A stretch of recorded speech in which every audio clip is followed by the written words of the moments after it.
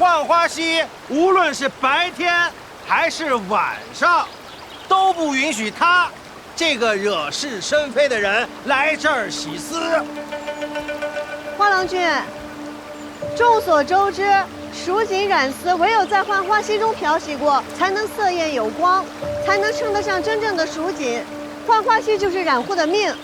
我不知道是哪里得罪了您，您要这样毁了我的生路。哎，你没得罪我，你得罪的是国舅爷。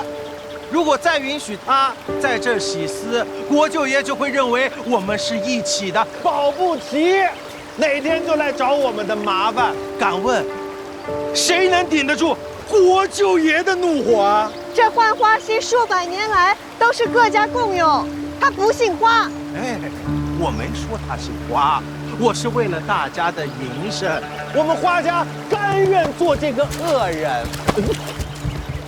陈大郎，你干什么呀？他家的丝我买了，我换我自己的丝，你管得着吗？我也买一点。哎，剩下来都归我了。不是，站住！站住！你们当我是傻子是不是啊？我都说了，不许季家人在这儿洗丝，就是不许洗丝。你们要是敢帮的，你们都给我滚蛋！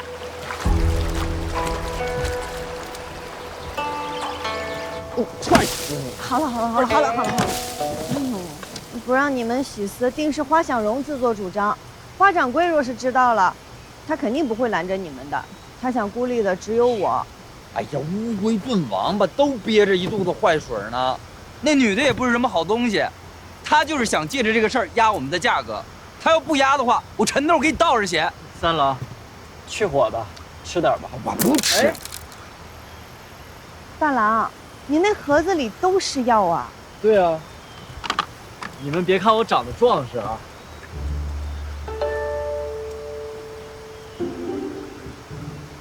我的意思是，其实我从小身体就不好。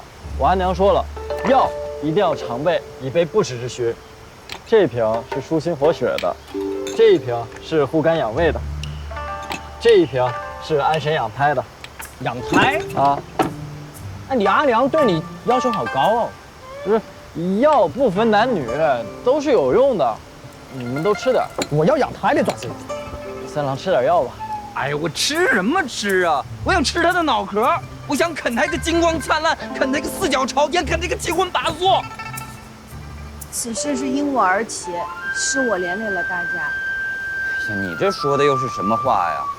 那每一次都是你拖着花想荣，咱也不是没有良心的人啊。哦，便是再有一次，咱也不能看着你们受欺负。就是。各位儿郎如此有血性，可敢一搏？怎么搏？你们知道花家为什么敢这么欺负我们吗？哎，因为我们是小染坊噻，势单力薄。花家又是城里边最大的染户，他吃肉我们就只能跟他喝点汤。你说我们哪一个不需要靠花家牙缝里露出了一丁点订单过活哎？那花家为什么又要将订单分于我们呢？因为我们的工价便宜啊，比他自己在招工扩大染坊那要划算多了，而且他已经习惯压我们的价了。不仅如此，你们看啊，花家的靛青丝多半是朱小娘家染的，她在我家常订的是各种绿丝和蓝丝，而分于你陈家的订单多是石样锦和凝叶紫，你家是红蜘蛛，你家是松花与沧浪。我们各家染坊虽小，但是各有特色，许多颜色比花家染坊染的都好，只是我们的丝都是经花家出手，外面的人只知道花家染坊，不知道我们这些小染户罢了。所以呢？所以，如果我们各家联合在一起，那就等于是一个大染坊呀。那我们就可以有接大订单的资金和人手。日后我们再把名声打出去，那我们就不愁接不着订单了。有了订单，我们就有了底气；有了底气，我们还怕没地方洗丝吗？不是你这话说的容易啊，打出名气也不是一件简单的事儿啊。就是，那些大染户哪家背后没有人呐？就是，你就说咱们无权无势，怎么跟人家斗？就是，而且我们站起来了也会被打趴下的。就是啊。哎呀，事在人为嘛，你不试一试怎么知道不成啊？哎，风筝。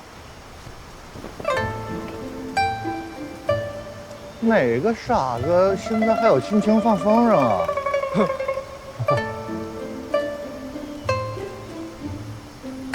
各位，这件事情呢，大家先想一想，想通了我们再从长计议。陈三哥，我的事麻烦您帮我看一下，我去看看哪个傻子在放风筝。哎，傻子有什么好看的呀？他怎么就爱跟傻子玩哦？就是，你才傻子呢！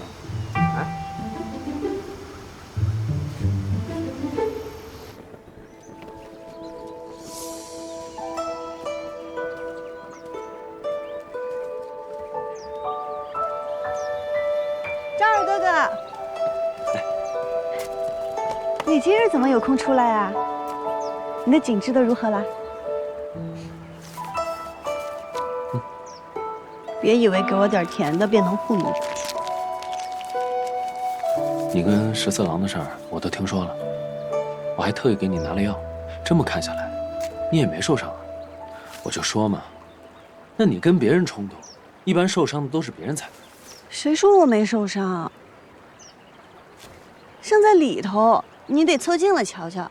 哪里啊？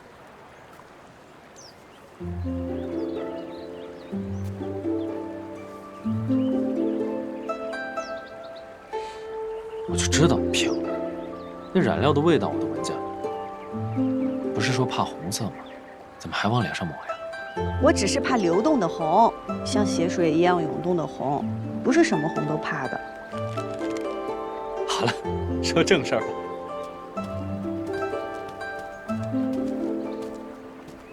我呀，打听了一下桑十四郎，他的姐姐是宫中正得宠的妃子，他的阿耶暂代警官一职，其他儿女都事业有成，唯有他不学无术，游手好闲。那他平日里都好做些什么？他干什么都学艺不精，但我有一样，很是强项。什么？叶子牌。叶子牌？这生的都给人往上端呐！掌柜的，你要是再不出来的话，老子非得……怎样？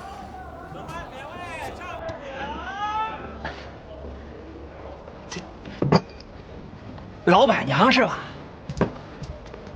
玉玲珑，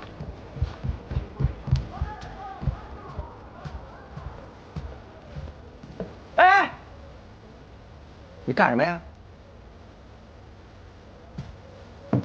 给你换盘熟的。今天必须得给我个说法，至少得赔钱吧？嘿嘿，对，不赔钱也行，至少你得陪我喝一杯吧？啊？可以。你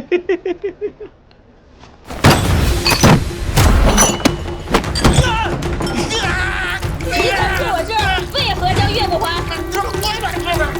酒色同香，酒客月落，家不还；概不赊账，当月不还，家难还。吃就吃，不吃就滚！你们这是黑店，你给我们吃这些臭鱼烂虾，要吃死人的，你知道吗？我到衙门告你去吧！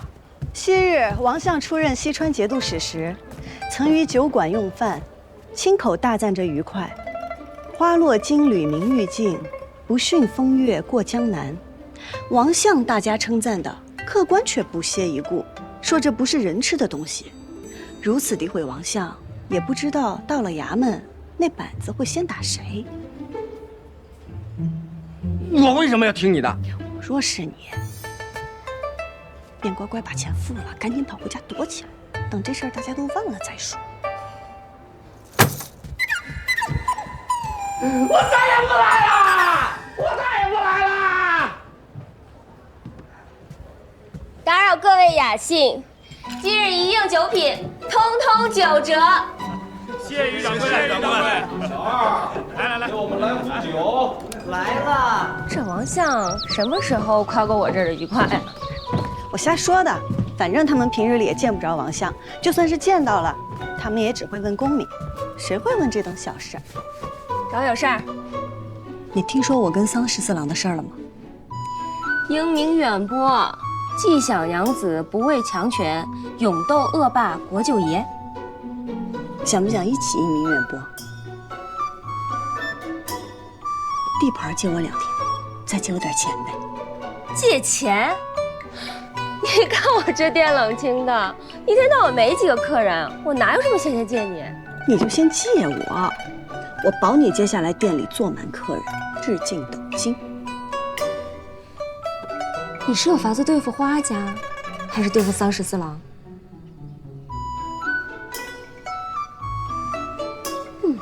借力打力，谁还不会？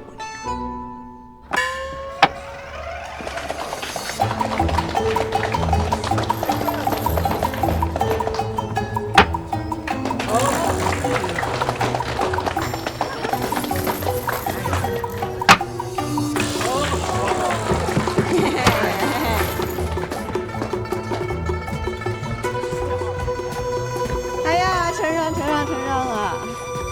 祖王高祭，自愧不如。承让。还有谁要一起玩的吗？是你，你就是赌王啊！来，跟爷赌一把。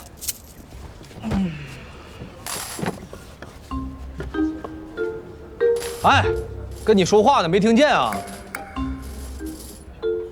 你可知我为何要赌钱？为何？因为我在浣花溪得罪了国舅爷，花家怕被牵连，不让我去洗边洗丝。我们家染房都快揭不开锅了，我只能靠此赚钱养家。这爷哪知道？算了，爷这脾气发了也就算了，这没想到他们花家借着爷的名气为难你。哎呀，回头再说，咱先赌一把。不赌。你行，你跟爷赌一把，无论输赢，爷都告诉花家不跟你办见识了。当真？爷说话算数。来，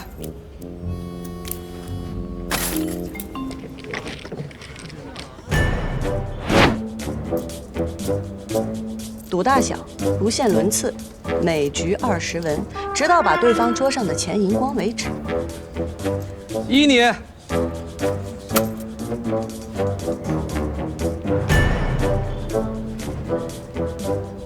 7万贯。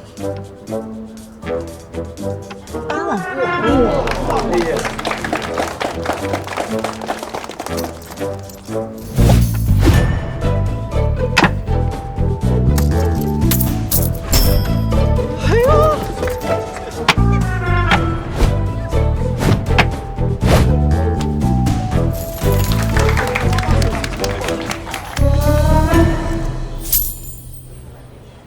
季娘子牌技果然了得，10次便能赢8次，的确了得。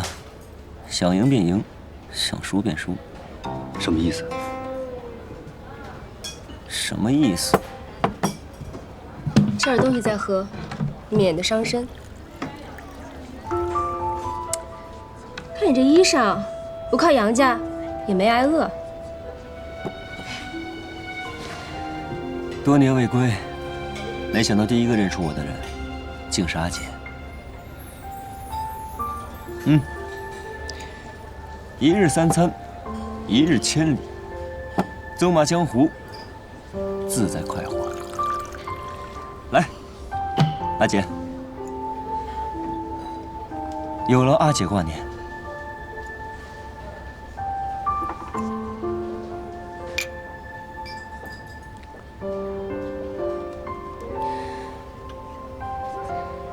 阿姐的酒还是这么好喝。少叫我阿姐，显老。行。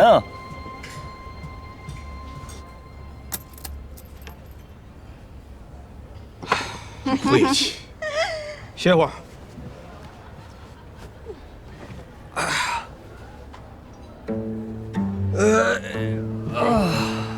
国舅爷，我都认输了，你就让我回家吧。那不行，爷还没玩够呢。来，再战300回合。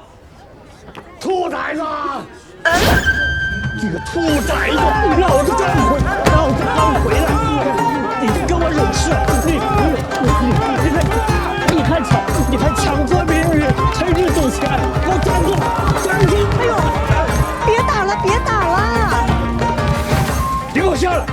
打，我下次你肯定打我。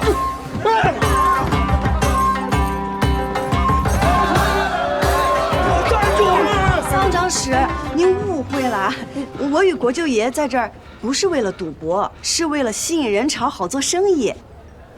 什么生意？啊，什么生意？快给我阿爷说说什么生意？本来也没想现在拿出来的，既然您问了，蒋六郎君，把东西拿上来吧。哎，您看，这是我们染丝会做的叶子牌荷包。叶子牌做荷包，闻所未闻。这可是在雷祖娘娘面前祈福过的，都是有寓意的。您看，万贯，它指的是家财万贯，恭贺商户日进斗金的。这个是锁子，说的是上下求索，寓意读书人早日登科。您看这个文钱是文思极勇，前途无量的意思啊。哦，这个厉害了，10万，这可是14郎点名了要先送给您的。送给我？啊，是阿爷，阿爷，这是送您的，我给您带上。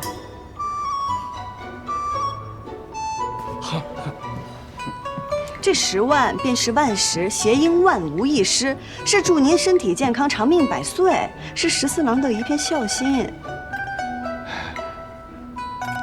这小玩意儿瞧着不错呀，小娘子，什么时候开始卖呀？若是大家喜欢，我们染丝会那就尽快的把它做出来，好吗？程三郎君、蒋六郎君、盛大郎君。对啊，是啊，就是。哎，染丝会。哎呦，您出门这几日，国舅爷体恤我们西边人家疾苦，团结我们成立了染丝会。这叶子牌荷包就是我们的第一笔生意。国舅爷是我们的名誉会长，我们在这儿玩叶子牌，也真的不是为了赌博，就是为了想要把这个名声打出去。你当真是在干正事儿？是啊，阿爷，这回您真误会我了。桑长史，您真误会我们会长了。啊，会长为了我们殚精竭虑哦。误会了。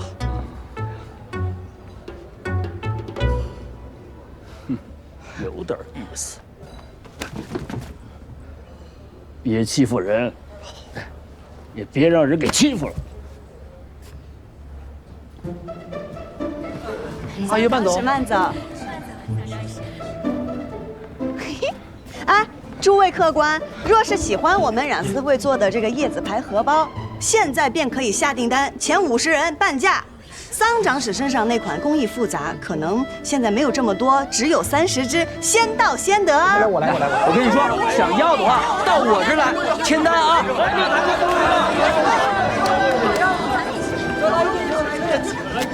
啊，你是不是在厉鬼爷呀？是啊，是啊。我们本来就在这儿卖荷包的，谁知道你会来，更没料到你阿爷会来呀。那你过几日你可以跟你阿爷说，你不想做这个名誉会长了，那就和我们没有关系了。那不行，这官儿爷当上了还能还给你怎样？可是做我们的名誉会长是要帮我们做事的。爷不能做事吗？那试试吧。作为名誉会长，可有我的好处啊？嘿呀，杨老三，当然有，来，我给你找，来。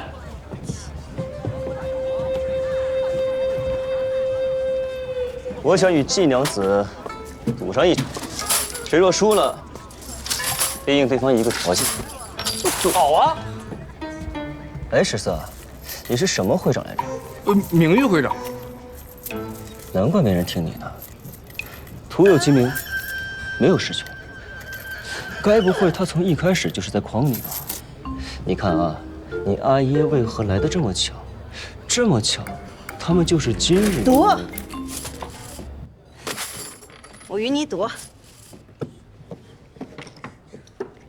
季娘子，不如我们换一种玩法，一人3张，一起赌，这样快些。行，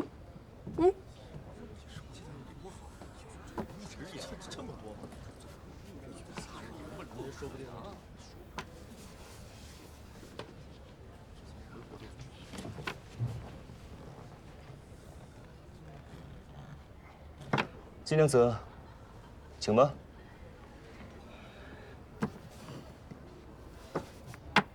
哇！哇！哟，这不小了。输定了，杨老三这一锁的，怎么比得过人2个万贯？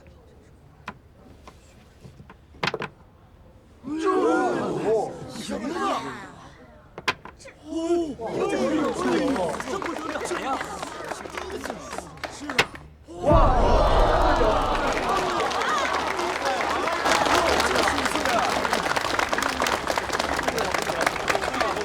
金娘子，我这牌可有问题？杨三郎君技高一筹啊，我认输。有什么要求尽管提吧。我想到季娘子家中好好拜访。你怎么老是想去我家？这件事情能如此顺利，还多亏了你们。我们？听说没有？那不对呀，益州点6只。来了个新的叶子牌主王，百战百胜，从来没有败过，打遍益州无敌手的国舅爷。我看跟他一比，简直是小巫见大巫，当肯定的。现在，立刻，马上到去见他。桑长史，国舅爷非逼着人跟他赌钱，不尽兴就不能离席，您可得主持公道呀。我去看看。做叶子牌荷包啊！我婉婉还有好几个人，我们熬了好几天才赶出来的。哦，用桑十四最喜欢的叶子牌，把他骗过来与你赌钱，再把桑长史引过来棍棒教子，让桑十四不得不被咱们按到头当了那个会长，环环相扣啊！厉害啊，高明。只有一点不明白，你真的是赌神吗？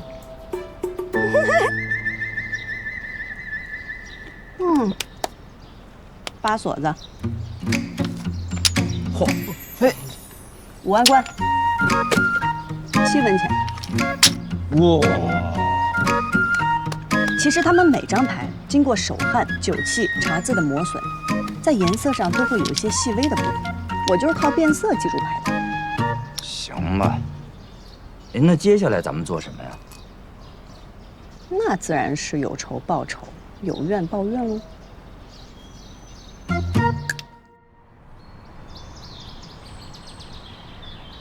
这个月只是灯油钱就这么多啊，这可不行。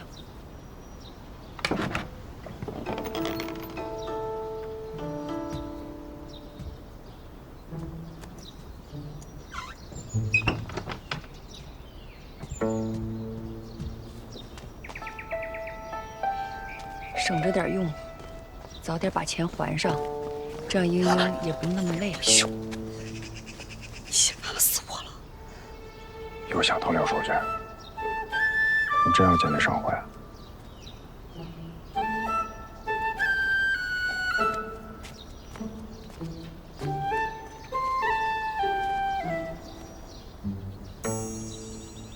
阿兄，这些年我一直在等一个时机。这次桑十四的事是我闯祸在先，但是是危机也是机会啊。我如何不晓得这次得罪了花掌柜，日后他必会报复。但即便我们不惹他，他就不算计我们了吗？都说花家背后的势力深不可测，我不晓得他们背后的人是谁，我也不晓得他们有何图谋。但是做生意就像赌叶子牌，你若猜不到对方的底牌是什么，那只能让自己的底牌变得更强。所以，阿兄，求求。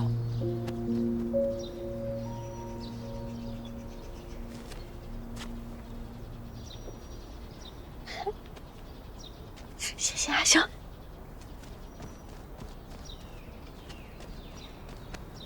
这几日你多囤一些染料和丝线，除了花家以外的订单，哪怕赚得少一些、量少一些，也尽量接下来。又要干什么呀？以防万一而已。我跟陈三郎他们已经说了，但是平儿家里最近怕是不愿意让我跟他来了，劳烦阿兄跑一趟。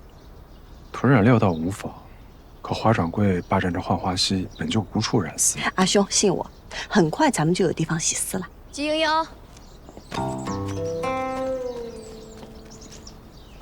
阿娘。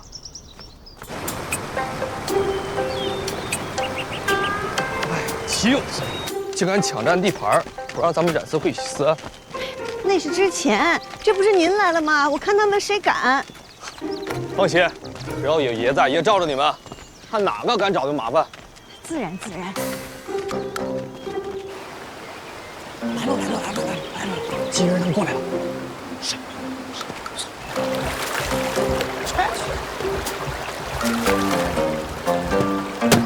从今天起，不管是白天还是晚上，我们都要在这儿洗丝。你这个吃软饭的老总赘婿，还不赶紧滚回去给你婆娘洗脚去啊！嘿，你们这帮死小子，反了你们了！我阿爷说了，要多动脑子，少动手，要学会以理服人。今天主打一个以和为贵，以理服人。都愣着干什么？给我上！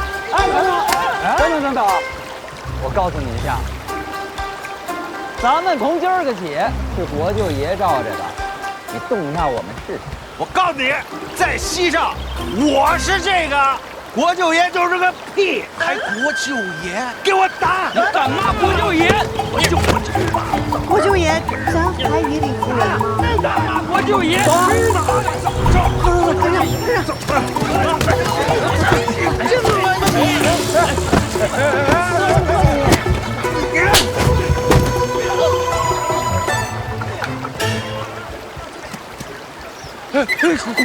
国舅爷，我这么长时间国舅爷。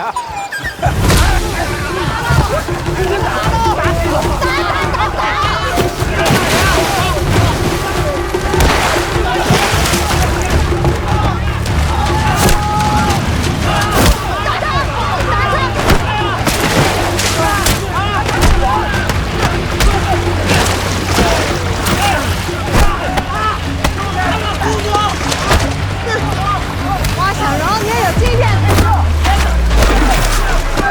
就是他们在西边东闹事儿，走路动手！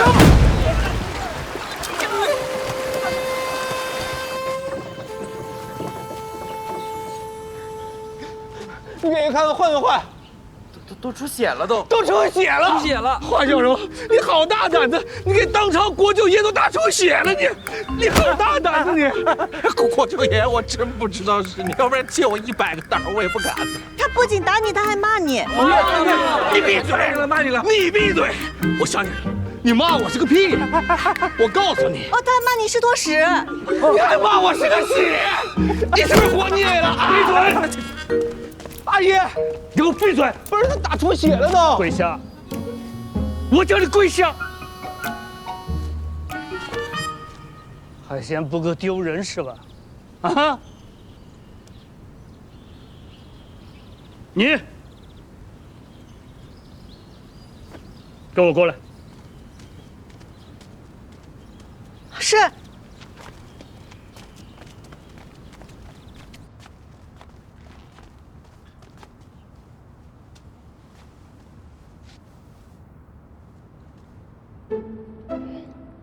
您是知道的，只有在浣花溪洗出来的丝织成的蜀锦，才能色泽艳丽，历久弥新，才是真正的蜀锦。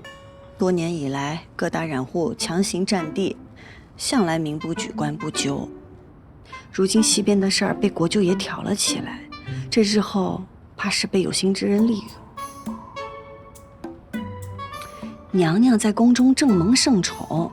那些嫉妒之人，若是在宫中找不着法子，定会从宫外下手。若圣上听闻娘娘的家人因为娘娘得宠而嚣张跋扈、寻衅滋事，那会如何看待娘娘？有心之人，不就在老夫面前吗？莺莺确有所图，但是正途。您可知是谁把国舅爷引到西边纵马的？看来您是知道了。你有何不同？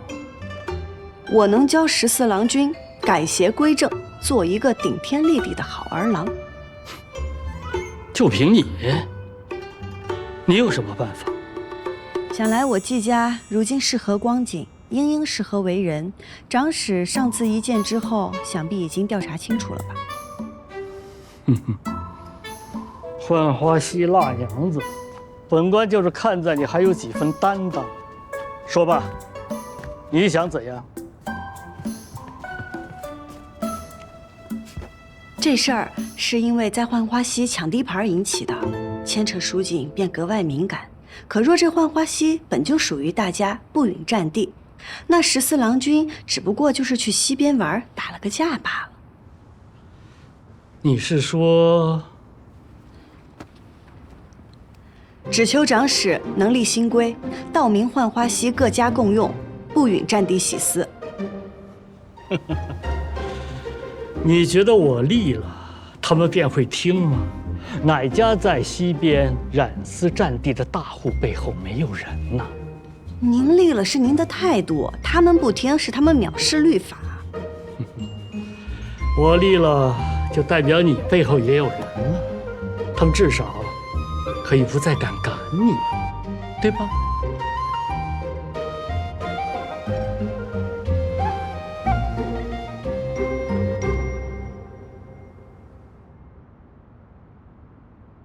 我相信啊，只要你努力，一定可以让季家重回当年荣耀。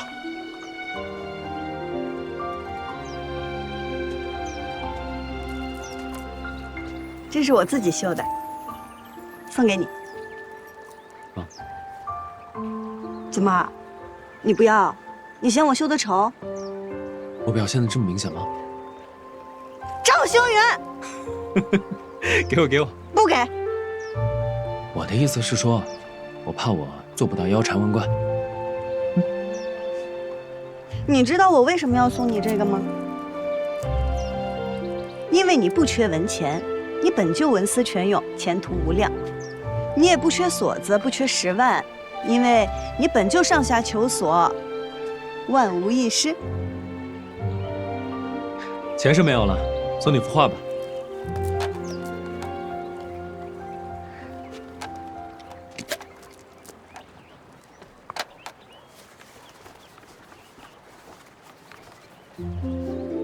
画中无鹏，可云层翻涌，分明让人感受到鹏飞9天之姿。画中女子独立船头，以窈窕中自成风流。谁说女子不能长风破浪，不能意气风发？只是这个女子的背影怎么这么眼熟啊？扶摇直上9万里，这不正是我心中的你吗？原来赵二郎君也会说这些奉承话呀！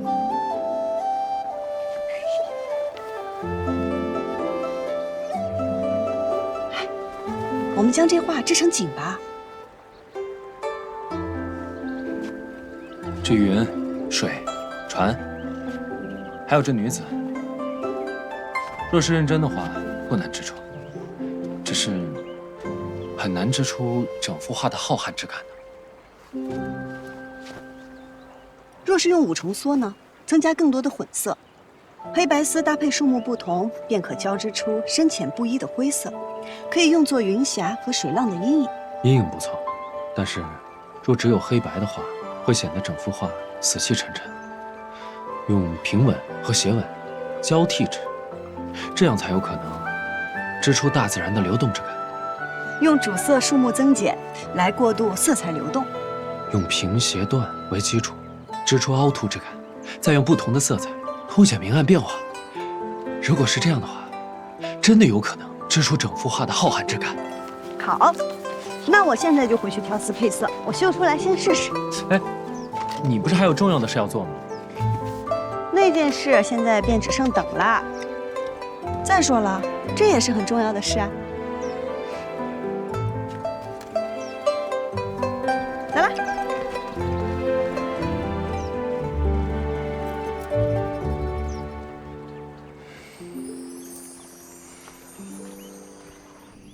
夫人，我知道我错了，我丢了花家的脸，可我原本就想借那个顽固的手教训一下季家，可没想到最后被季莹莹得了便宜。过来。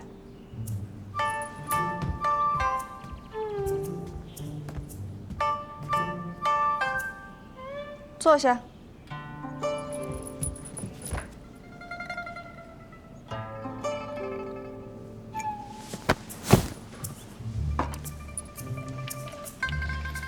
夫人，我知道这回我大意了，随大家大叔了。下回我一定给他们好看。我跟你说过多少回了，别自己动手。就你这身板，打得过就打，打不过就跑。轻点，夫人。夫人，别生气了，我一定听你的。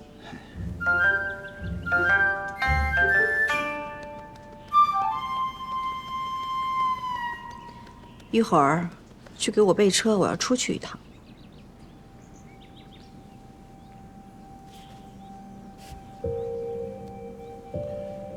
夫人是要去见主人吗？现在还用不着主人自己出手，随便弄出些动静来，让桑长史冷静冷静。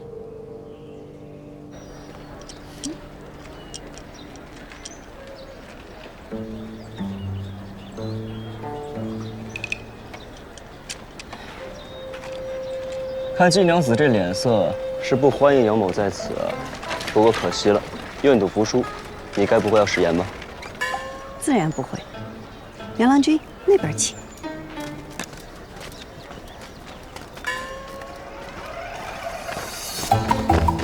借过！你跑哪儿？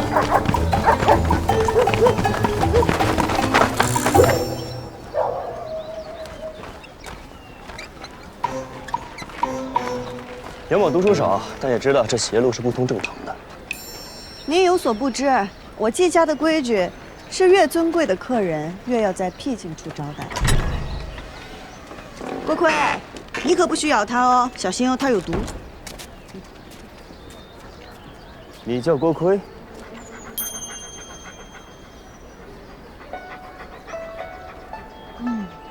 果然，狗也怕恶人。英英，阿兄，这位是在下杨三郎，是季娘子尊贵的客人。萍水相逢。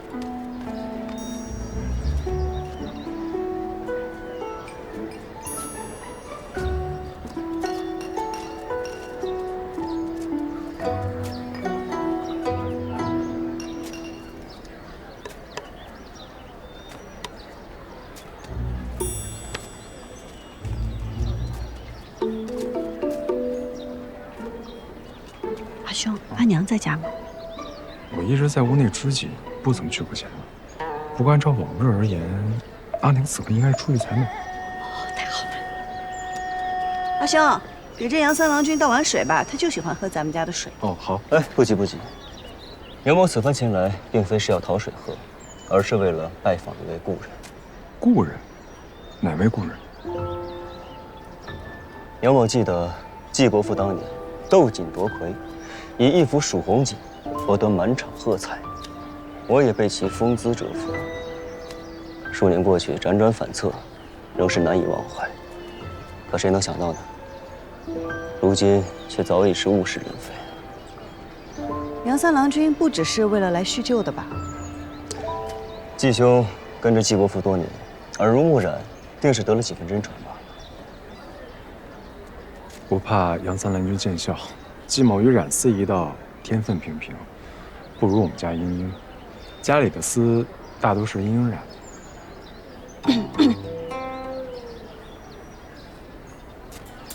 这染好的丝，就都晾在这儿了？还有一些晾在前院。阿兄，你还是去倒水吧。哦，好。哎，不忙。杨某是头一回到锦户来拜访，季娘子不妨带我到处转转，也好好欣赏一番。我家世简陋，没有什么可观赏的。家世虽简，但也别有一番趣味。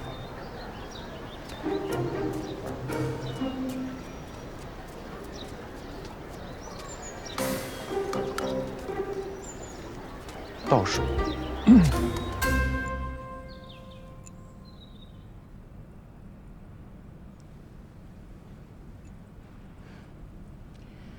夫人光临寒舍，实乃我季家的荣幸。小女和赵二郎君自幼相识，此事我们不是早就聊过了吗？只是我们赵家对儿郎实在是苛责了些，若不能做出些成绩，就不许婚配。为娘的，哪有不着急子女婚事的？我也是实在做不得赵家的主啊。是，我也能理解夫人的难处，所以还望夫人能在老太爷面前多给美言几句。其实这先成家后立业也不是不行。夫人以为我没说吗？可是老太爷他端起茶杯问我说：“这3钱1两的茶装在10两1支的茶杯里，你说他配吗？”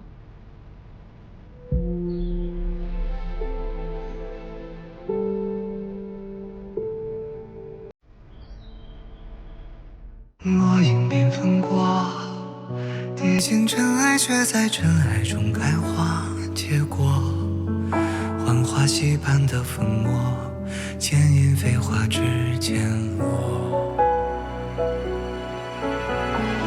岁月若飞梭，一身萧索，却在萧索中走出阡陌。换尽迷途与扑朔，为心里惊鸿一抹。